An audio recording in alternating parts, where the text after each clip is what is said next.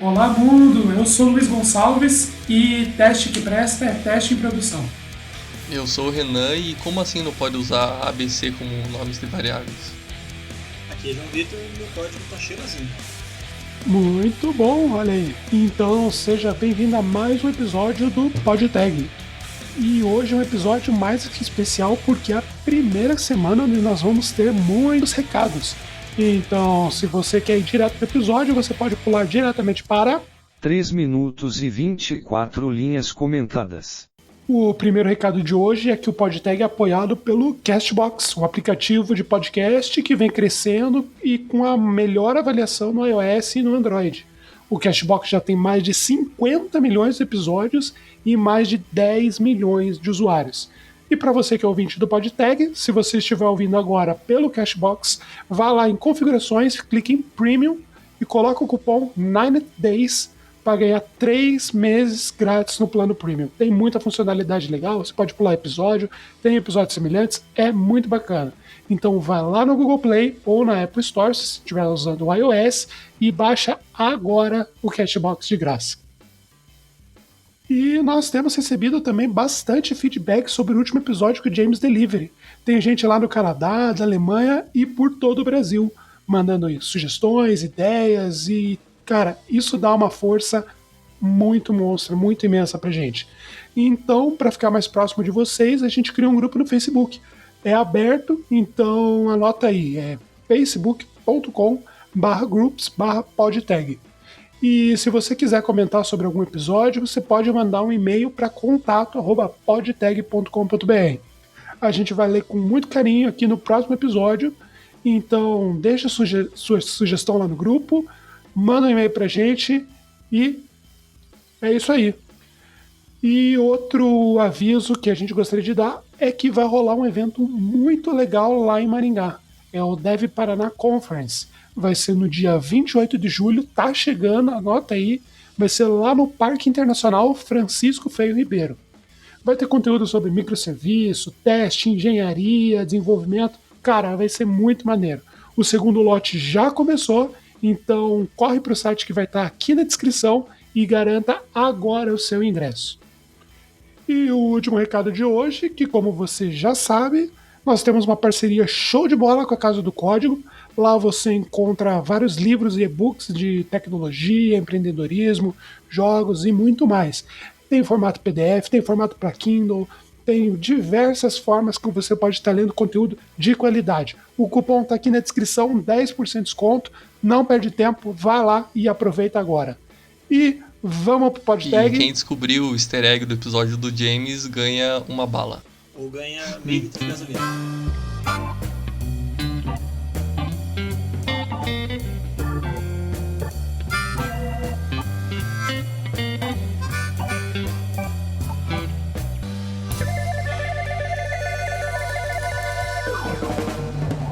Ô, João, você começou falando aí de código cheiroso. O que é esse negócio aí, cara? Como assim?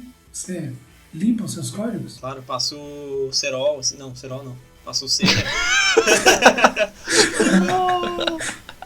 Eu encero o meu código, assim, eu abro ele no monitor. Assim como você, para fazer pagamentos digitais, você pega o dinheiro e joga na tela, né?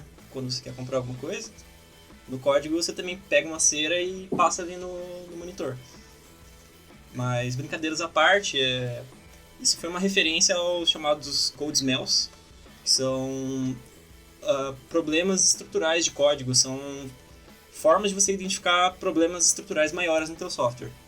Então, normalmente você tem, por exemplo, classes que acumulam responsabilidades demais, funções que são longas demais, que também podem ter mais responsabilidades do que o nome da função diz. Você pode ter problemas de nomenclatura de função e coisas diversas.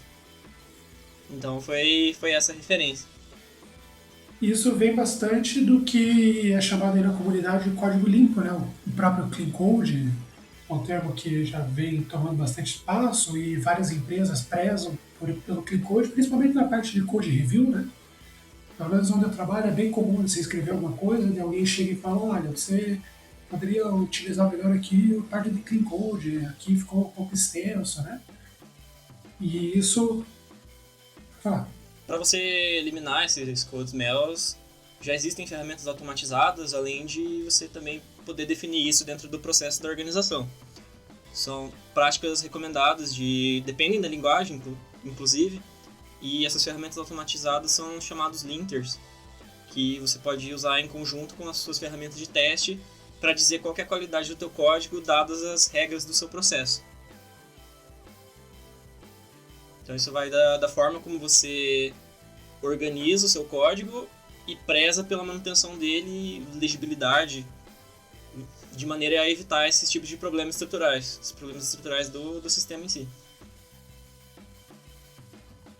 Lá na empresa onde eu estou trabalhando é utilizado o Sonar, que faz uma análise do código JavaScript no front-end.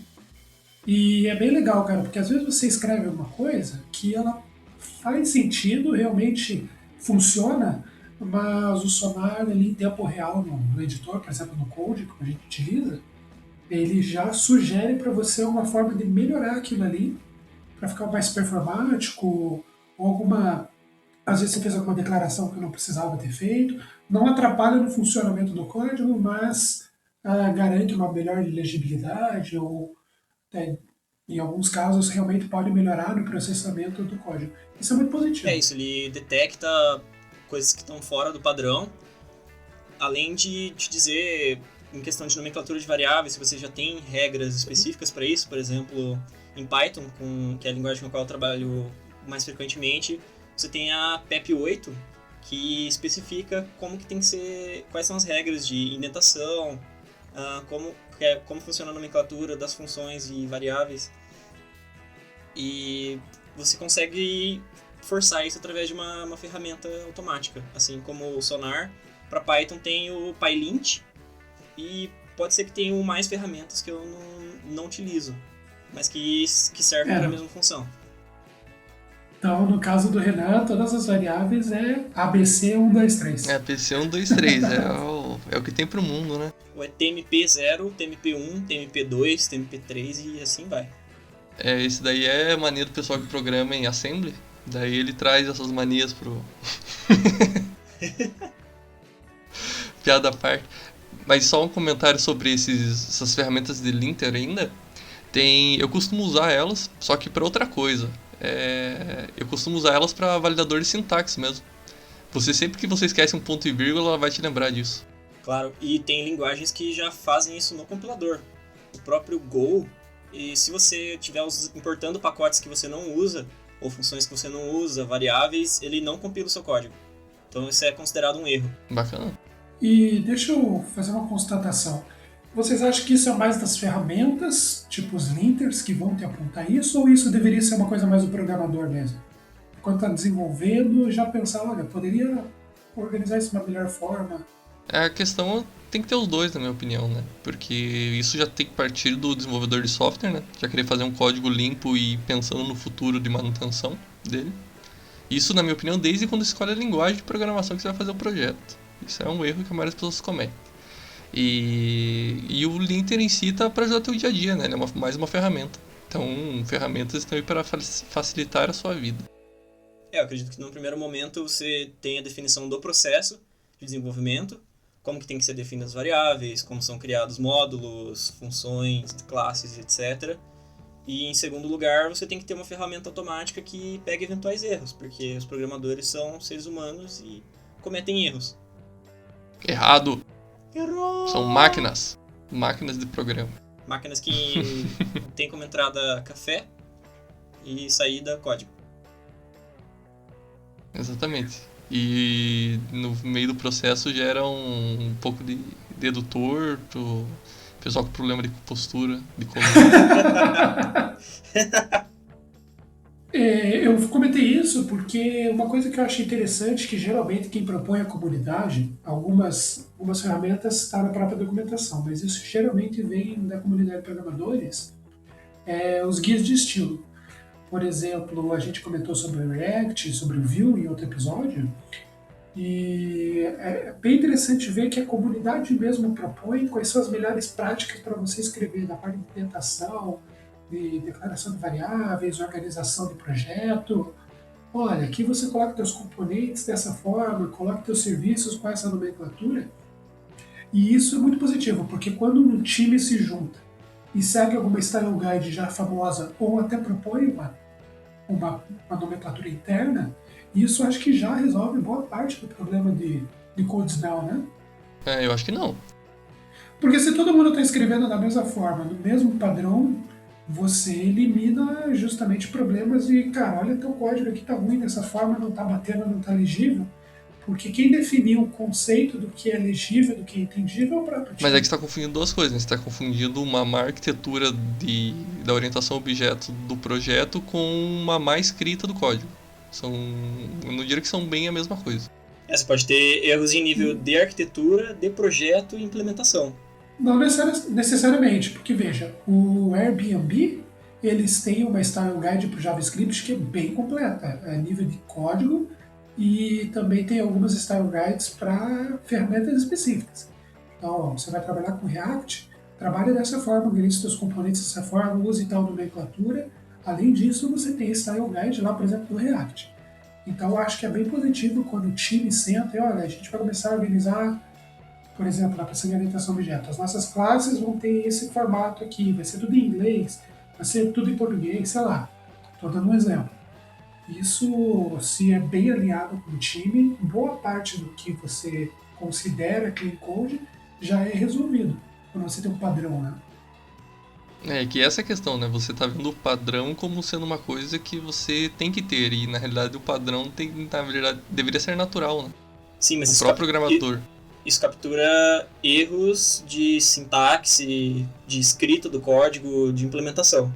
Mas não captura erros arquiteturais, de escalabilidade, que aí são outros problemas. Então, nesse sentido, você conseguir capturar e verificar automaticamente se o código está de acordo com as normas é uma vantagem ter isso definido em processo e ter um guia para todos seguirem quanto a isso. Mas isso não pega todos os tipos de problemas de software. É que é uma das questões que o CodeSmall, não sei se é assim que se pronuncia, porque sou tupi-guarani, trata, né? Quando a coisa mais comum de você ver aí é classe com multifunção, né? Você tem uma classe que faz tudo.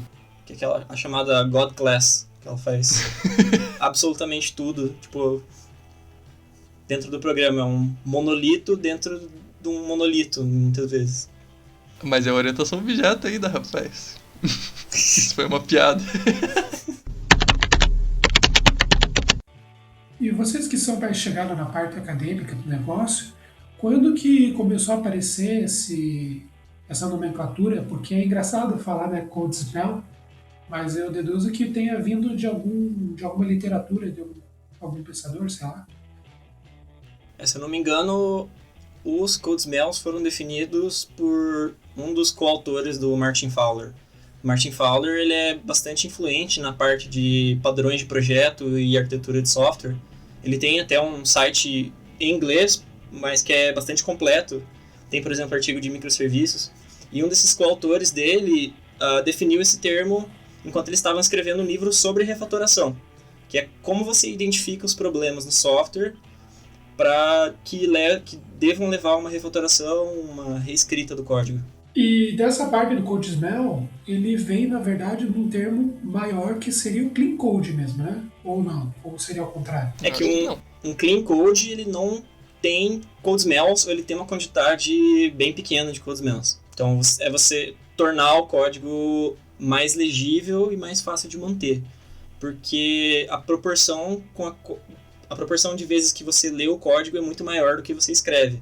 Então, às vezes, para você mesmo conseguir entender daqui 6 meses um código que você escreveu hoje, é importante você prezar pela legibilidade e elegância do código que você escreve. E isso está restrito realmente a só código ou organização de pastas, não sei. Ele não está relacionado, por exemplo, cobertura de código, testes. Ele está relacionado realmente à qualidade da escrita do código, isso? Não somente. Esses são alguns dos aspectos. Então, é você conseguir compreender o que tá escrito ali naquele texto, no código que está sendo representado ali. Em segundo lugar, ele ser de mais fácil manutenção, que também é consequência da legibilidade. E o João Vitor tá me lembrando aulas de engenharia de software. Né? Mas essa que é. Mas isso não entra na parte de metodologia de testes, não entra em testes de software, que já é uma área à parte. Então, isso também é um tipo de processo, faz parte do processo de desenvolvimento, a metodologia de testes. Faz? Depende. Foi uma piada, cara, que vocês riam. Depende do prazo. E me deem alguns exemplos de code smells. Então você tem, como a gente já falou anteriormente, a God Class, que é uma classe que ela acumula mais responsabilidades do que ela deveria. Então, ao invés de você, por exemplo, instanciar separadamente modelo, view e controller, você faz os três numa classe só, que seria já um primeiro antipadrão de projeto. Em segundo lugar, você tem classes grandes demais, que é o Large Class, e tem o Large Method, que é um método, uma função que é grande demais. Então ela poderia ser refatorada em métodos menores, ou subprocedimentos, ou outras funções que poderiam ser chamadas. Você tem uma lista longa de parâmetros, que fica gigantesca a função, ela às vezes não cabe nem no seu monitor, de tantos parâmetros que tem. Você tem o código morto, que não é chamado em nenhum lugar, mas ele continua ali por algum motivo. Você tem também código duplicado e, às vezes, também você peca por excesso. Você tem comentários demais para coisas simples que não precisariam ser explicadas. Então, é sempre bom ter um pouco de bom senso também na hora de escrever um comentário, uma documentação ou não. Tem muitos desenvolvedores que pecam em não escrever nada. E tem outros que pecam em escrever demais. Quando você escreve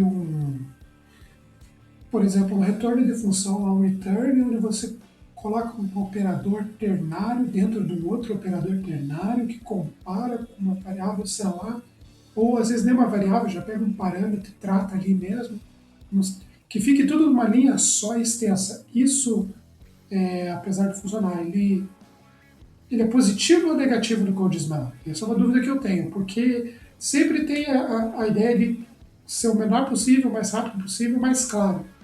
Só que eu tenho visto ultimamente lá na empresa bastante código em que o método só tem uma linha, mais nada, e um return gigante. Na verdade, não tem que ser o menor possível. A questão de performance também é uma questão de medir e testar para ver onde é o seu gargalo. Não adianta você otimizar prematuramente. Tem até um ditado entre programadores que é: a otimização prematura é a raiz de todos os males. Isso é que nem o pessoal que se preocupa de fazer uma atribuição no laço e tá com a memória toda desalinhada. Essa referência foi pesada, jovem. Pô, rapaz, você tem que fazer isso daí. Então vamos chegar aos passos, pessoa, ouvintes, sim. Caros ouvintes. Vamos aos fatos. A melhor forma de se ganhar desempenho num código é seus dados estando alinhados na memória. Então, se os seus dados não estão com uma garantia que estão alinhados na memória, você nunca vai ter desempenho.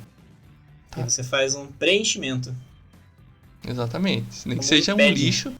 E isso, dependendo do que você está fazendo, vai fazer muita diferença. Muita diferença. Então presta atenção, porra. Ficou meio Bolsonaro isso aí, meio autoritário. Mas é difícil. Você conseguir ver isso, né? Ainda mais hoje em dia que o pessoal tá com uma abstração muito alta. Sim. Isso foi o que o prédio falou pro outro, né? É difícil. Puta que... faz da Praça é Nossa mesmo, que essa piada é pra finalizar o podcast. Tá no lugar errado. Uma boa prática que é bastante recomendada é você seguir um padrão de projeto, né? Onde você resolve alguns problemas aí de arquitetura, código e consegue entrar no padrão. Quando você for para o próximo código, no outro sistema, você seguiu na mesma ideia. E é muito positivo, muito discutido aí na comunidade acadêmica e no mercado de trabalho. Os padrões de projeto são soluções que você pode reusar para resolver problemas comuns de projeto de software.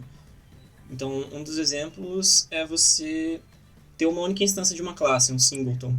Claro que tem projetos que usam singleton demais onde não deveria, mas isso também é uma questão de projeto a projeto. Mas o singleton é uma única instância de uma classe durante toda a execução do programa. Então ele é uma forma de você criar uma instância global, digamos assim.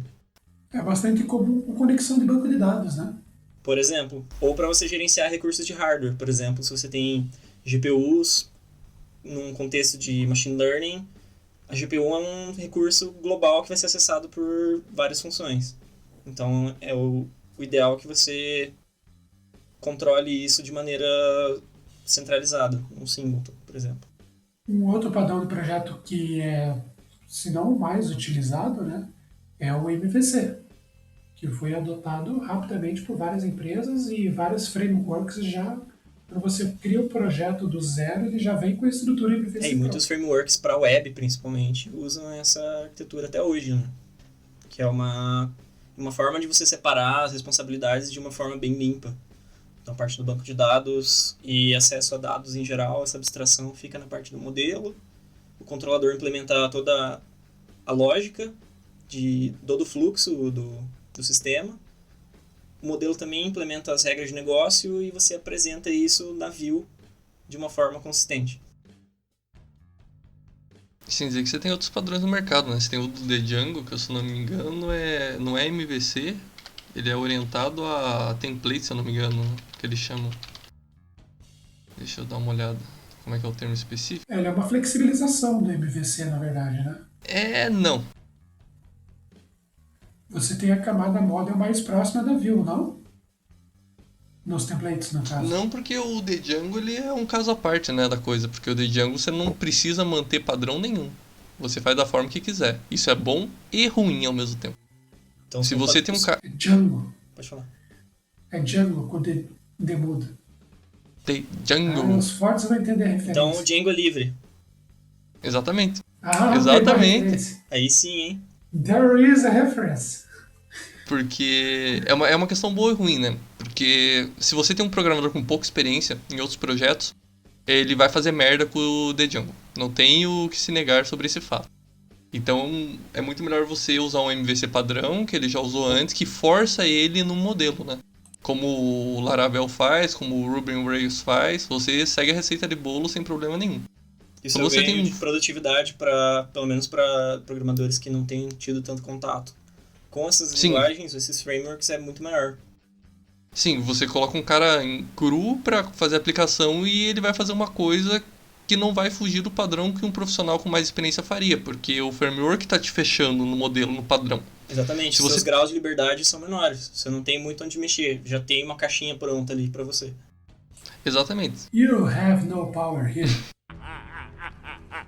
You have no power here. Você trabalha dentro da caixa de areia que o framework te dá e acabou, tá ligado? O padrão que você vai seguir é o que o framework fez. Se um cara na China fizer, vai ser o que o padrão do framework fez. Te deu pra trabalhar, né? E isso facilita muito, cara, a entrada de profissionais no mercado, na minha opinião. Você pega um cara sem experiência que saiu da academia, ele consegue fazer um código junto com um cara que tá trabalhando há 5 anos. Isso melhora muito a produtividade das equipes, né? Porque o que é mais caro não é o código, é o tempo dos profissionais de TI. Sim, mas isso existe um problema também, né? Toda limitação, essa receita de bolo gera sérios problemas com a questão do você ficar preso à ferramenta, né? Esses frameworks que são muito fechados no padrão, como Laravel e Ruby on Rails, eles basicamente te fecham tanto na caixa que a tua aplicação é feita especificamente para eles, cara. Se você precisar alterar o framework um dia, eu diria que é mais fácil jogar fora e fazer de volta.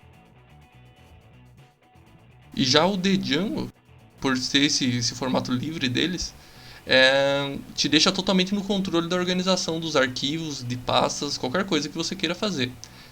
E isso você vai, pelo menos no primeiro momento, para você criar uma aplicação do zero nele, você vai precisar de um programador que sabe o que está fazendo. Porque é ele que vai definir a organização do projeto para frente. É uma questão de compromisso entre arquitetura e produtividade, né? Sim, exatamente. E se você coloca um cara que não sabe o que vai fazer, você vai ter um projeto em Django que vai alterar várias e várias vezes a arquitetura do projeto. E isso é perder muita produtividade. Então você tem que saber pesar esse lado também na escolha de se usa um framework que te força um padrão ou não. Obviamente que o Django tem padrões embutidos, mas ele é bem mais livre do que a maioria os mais populares do mercado. Aí. E eu sou fã de Django, hein? Se alguém quiser mais informações sobre ele, comenta aí que a gente até pode pensar em fazer um podcast, que vale a pena. Fala de Laravel aí, Luiz, defende essa bosta aí. Não, o episódio sobre o Laravel já tá confirmadíssimo. Agora só tem que encontrar mais uma pessoa que desenvolva para eu. Mas voltando. Em questões de arquitetura, se a sua arquitetura é muito fechada, você também pode começar a ter problemas de escalabilidade e de desempenho. Então, se você tem que fazer consulta a muitos dados, o teu mapeador relacional, teu ORM, teu mapeador de bancos de dados relacionais para objetos, pode começar a ser um gargalo. E isso já acontece, por exemplo, no OpenStreetMap.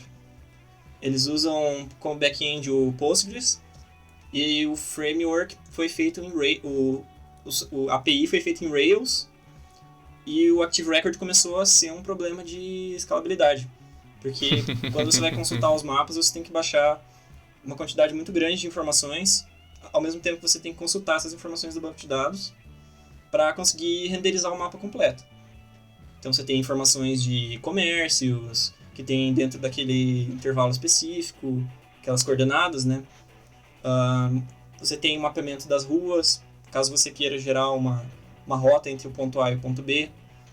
E para fazer essas consultas em cima do mapa, o Active Record começou a ser um problema e depois tiveram que desenvolver um web service em C++ para conseguir dar conta da demanda.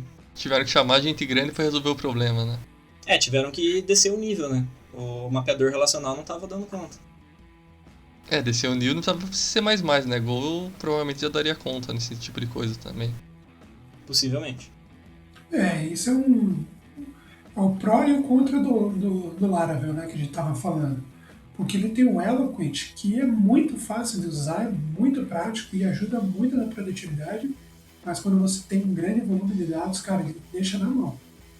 Porque são muitas consultas que ele faz para conseguir o relacionamento e isso acaba com o processador. Sabe como você resolve isso? E como todo mundo faz o remendo em cima, você coloca um cache gigante nas coisas. Você usa Redis na frente do teu banco de dados relacional. Também. Você tem a opção de utilizar as carries direto, né? Através de uma classe lá que é DB e não usar daí o RM. Mas o RM daí você perde o cache do RM, né? Sim, exatamente. Exato. É uma das soluções. A outra é você pensar arquiteturalmente, possivelmente colocar um Elasticsearch ou pensar numa arquitetura com Redis. Daí você já deixa o conteúdo em cache no Redis, que é mais escalável que um banco relacional tradicional, para fazer consultas de chave e valor. Então, você faz uma busca por palavra-chave e você já tem aquele resultado em cache no Redis, por exemplo. Sim, mas só voltando ao assunto, que a questão é essa arquitetura fechada, né, e não o desempenho da coisa, mas é aquela história, você sempre vai ter uma faca de dois gumes, né? Produtividade alta, que o framework te dá tudo, te dá a receita de bolo só para você jogar os ingredientes dentro, mas você vai perder desempenho por isso. Então, essa é uma coisa que muitas empresas não levam em conta na hora de desenvolver uma aplicação, né? Se ela vai ter um caso de uso que vai precisar escalar ou não. Daí o pessoal acaba optando por uma solução mais prática para os programadores e quando coloca em produção a aplicação, ela não dá conta do recado. E tem gente famosa que faz isso. Às vezes você não tem uma ideia da capacidade que você vai precisar. Sim. Que não deixa de ser um erro de projeto, né? Exatamente. Na hora de projetar a arquitetura, você esquece de medir a capacidade ou a necessidade de escalabilidade. Esse assunto da organização das frameworks e utilização pode render um próximo episódio aí. Então, se você que está nos ouvindo se interessa por esse tema e até tem sugestões dentro disso, não esqueça de comentar aqui embaixo ou mande um e-mail com mais detalhes para contato@podtag.com.br. E dependendo como é que for aí, você pode até participar, porque um defensor do The Django já tá aqui. E cadê o pessoal do Laravel aí? Pessoal do Java, do Rails. Pessoal do Java. E viva o Pascal. O Pascal orientado a objetos. Tem essa porcaria, saber? E viva C++. Acho que eu sou minoria aqui, né? C++ eu comecei a estudar uma época, mas eu só consegui C+. Ai, meu Deus do céu. O Luiz tá solto hoje, acho que é falta de gasolina mesmo, tá muito tempo em casa. Existe uma divisão para os padrões, né? que é os criacionais, estruturais e os comportamentais. O criacional são aqueles em que você instancia um objeto, né, em vez do programador instanciar direto.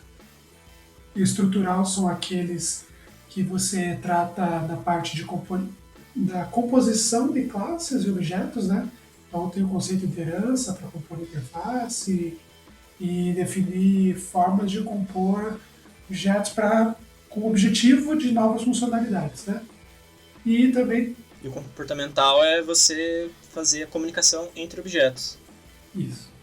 Estou falando um pouco aí sobre os padrões criacionais. A gente tem, por exemplo, os factories, que é você instanciar um objeto sem saber qual é a implementação concreta. Então você tem, por exemplo, um database factory que vai te devolver uma classe específica para acessar banco de dados, por exemplo. Só que você não quer saber qual banco de dados, você só quer acessar o banco de dados. Não, você só não quer saber o banco de dados, é estranho, né? Errou! Você pode ter a flexibilidade de trocar o banco de dados. Acho que fica melhor assim. Sem mexer no código. Nesse modelo não interessa bem para você qual conexão está sendo usada ou de qual porta, qual usuário, para você não interessa. Você simplesmente quer ter uma forma de acessar da onde os dados estão vindo e Ou pronto. vamos para um caso mais simples, que é conta de banco. Então você quer criar uma conta, só que não importa para você o tipo de conta que você vai criar. Se vai ser uma conta premium, master, ou se vai ser uma conta corrente simples digital. Você quer criar uma conta no seu sistema. E aí o Factory resolve esse problema de você saber exatamente qual classe você tem que instanciar para criar uma conta. E o padrão singleton, que a gente já falou antes também é um padrão criacional. E seguindo em frente, nas categorias, a gente tem também padrões estruturais e comportamentais, que o Luiz já falou. O estrutural ele é justamente sobre composição entre os objetos, para você compor esses objetos e criar novas funcionalidades a partir disso. Então a gente tem, por exemplo, o decorator, que ele adiciona ou ele sobrescreve o comportamento de um método, de um objeto dinamicamente. Então um exemplo disso em Python, você tem uma sintaxe específica para um decorator, que você escreve um arroba e o nome da função, e ele vai modificar o comportamento da função que está sendo executada de acordo com aquele decorator. Então você pode, por exemplo, usar o decorator para criar funções de log automática, você só anota a função ali com o decorator e ele já vai criar o log automaticamente. Você tem o objeto proxy também, que ele faz realmente um proxy para a interface do outro objeto e você pode adicionar mais coisas em cima desse proxy, como por exemplo o controle de acesso, e também pode reduzir a complexidade da chamada para esse objeto do qual o proxy está na frente, entre aspas. E daí você consegue com isso separar o controle de acesso ao objeto que está sendo encapsulado da implementação do objeto em si. Esse que você estava falando aí do decorator foi uma novidade agora no ECMAScript que rendeu bastante discussão ali, bastante gente se empolgou ali para JavaScript, né? Uma coisa que o pessoal já estava pedindo há bastante tempo no TC39. E, é muito legal, cara. Quando você consegue sobrescrever ou adicionar um comportamento no método de uma forma fácil, só importando através de um arroba. Se não me engano, no JavaScript também é só uma importação com arroba. Isso você consegue uma produtividade absurda, né? Você pode plugar as suas funções de debug dinamicamente, né? Você não precisa escrever funções de debug específicas dentro dos métodos, mas se você quer checar, por exemplo, a performance ou se o método está executando corretamente, está devolvendo o resultado que você espera, você pode fazer isso também via anotação com decorators, né? Eu lembro que quando saiu ali, quando o TC39 anunciou o suporte, o suporte não, né, mas a padronização para os navegadores já começarem a implementar, eu lembro que saiu bastante podcast, bastante artigo sobre isso, o pessoal comentando que foi uma conquista bem legal, né? E isso é uma coisa legal, cara, porque a própria comunidade se motivou a utilizar uma coisa que é bem vista dentro de padrões de projeto, que mostra que esse tipo de prática é realmente muito boa para todo mundo, né? É o que tem também ampla aceitação, né? Uma forma de você fazer isso dentro da própria linguagem é realmente dar reconhecimento não usabilidade, mas a utilidade do padrão de projeto, digamos assim. Eu acho que PHP passou longe disso, hein? Um outro. Tem que falar mal do PHP, né? Cara, tem que falar mal, cara. Quando você fala de arquitetura de software, código limpo, o PHP não se encaixa nisso, cara. Não tem nem padrão de nome de método no kernel nessa bosta. Por mais que eu use PHP todo dia, cara. Eu uso PHP todo dia. O carro quente é escrito em qual linguagem? Já ouviu falar aquela linguagem VSF? Linguagem VTNC. Ainda dentro dos padrões estruturais, um que eu acho bem legal que é o façade, né? Algumas pessoas chamam de facade, mas ele vem do francês. Que é quando que você bonito. pega e forma. Oi? Nada, que bonito, ele vem do francês. Pode repetir o nome? Façade. Tá certo, João? Não, deve estar assim, não fachada. é essa a questão. Fachada em português. Isso, mas é que é mais bonito falar em francês. Exatamente. Eu criei aqui um façade. Então, eu chamava de facade até descobrir que estava falando errado. Mas basicamente é quando você entrega uma interface mais simples para quando você tem uma complexidade maior numa classe. No Laravel, que a gente estava comentando aí, ele faz bastante uso disso, inclusive facilita para quando você cria suas próprias classes, você utilizar em façades. Então você tem às vezes uma importação muito longa, onde você quer chamar um único método lá que gera um boleto. Então você tem a tua classe lá que gera um boleto, supondo boleto, você cria essa melhor, uma outra classe. Então você tem, por exemplo, lá boleto service e você quer utilizar somente o método gerar. Então você cria uma façade lá de boleto e ela vai acessar a classe, passando alguns parâmetros, resolvendo para você a complexidade. E lá na tua controller, lá no teu mod, onde você for criar, você só chama boleto gerar. Pronto, resolvido. Passa ali os parâmetros e está muito mais fácil. Toda a complexidade para acessar aquela classe é resolvida em uma chamada, por exemplo, né? Isso é bastante tranquilo, bastante fácil de usar. Só que também dá margem bastante besteira, né? E é bastante útil realmente você reduzir a complexidade da chamada das suas classes, para você não ter que se preocupar com diversos parâmetros ou a forma como você tem que fazer para realmente gerar o boleto, todos os passos do processo. E nem é questão só de você facilitar a vida do programador, né? Você facilita a vida de quem vai dar manutenção desse código depois, né? Isso. Não só do quem criou. Porque se ele entender já como está feito a implementação disso, ele não vai ficar perdendo tempo relendo o código sempre. E você, como adulto, implementa a classe Paga Boleto. Agora, passando para os padrões comportamentais, eles funcionam para fazer comunicação entre objetos. Então, a gente tem, por exemplo, o padrão de cadeia de responsabilidade, que você separa o processamento em uma cadeia de objetos e cada objeto vai fazendo uma parte do processamento. Então, você tem, por exemplo, uma parte processa os dados de compra do usuário e faz a parte de realmente cobrar, por exemplo, do cartão de crédito dele, né? Pensando agora num fluxo de e-commerce. Enquanto uma outra classe vai gravar os dados pessoais dele no banco de dados. Então, você poderia resolver isso, por exemplo, com uma cadeia de objetos. Então, um objeto efetua o pagamento, faz a cobrança, e um outro objeto persiste os dados do usuário no banco. A gente tem também, por exemplo, o padrão iterador. Ele é bastante comum nas linguagens modernas. O C++ implementa iteradores, Python também tem iteradores, sobre diversas outras linguagens também implementam. E a ideia é você abstrair a forma como os elementos estão representados. Então, você tem uma interface comum para percorrer, por exemplo, listas ligadas e vetores, usando a mesma interface. Então, em C++, como é que funciona? Você chama o método begin para receber o iterador do primeiro elemento do que você está tentando acessar.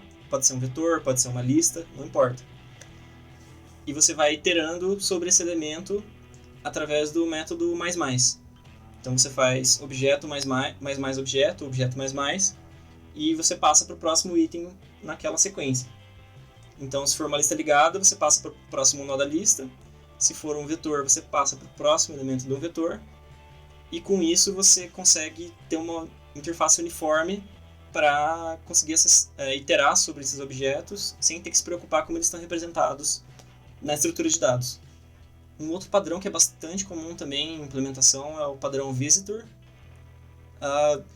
Uma forma de pensar isso também é você acessar os elementos de uma estrutura de dados. Então, por exemplo, pensando em grafos, onde os seus grafos podem representar diversas coisas, podem ser pessoas numa rede social, por exemplo, uma rede social azul, que tem amizade umas com as outras.